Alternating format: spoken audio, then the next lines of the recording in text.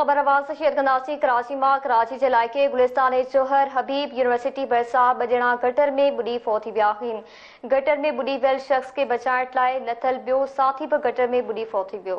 अफ़सोसनाक ख़बर है नास्टीन अवां खे आगाह कयूं पिया। कराची जे इलाइक़े गुलिस्तान जोहर हबीब यूनिवर्सिटी भरिसां ॿ ॼणा गटर में बुॾी फौत थी विया आहिनि। गटर में बुॾी वियल शख़्स खे बचाइण लाइ लथल ॿियो साथी बि गटर में बुॾी फौत थी वियो आहे।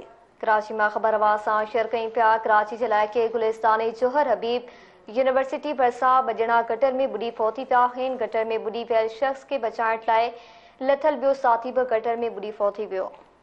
तफ़सील मां कराची मां इसाक सरकी खां। जी इसाक।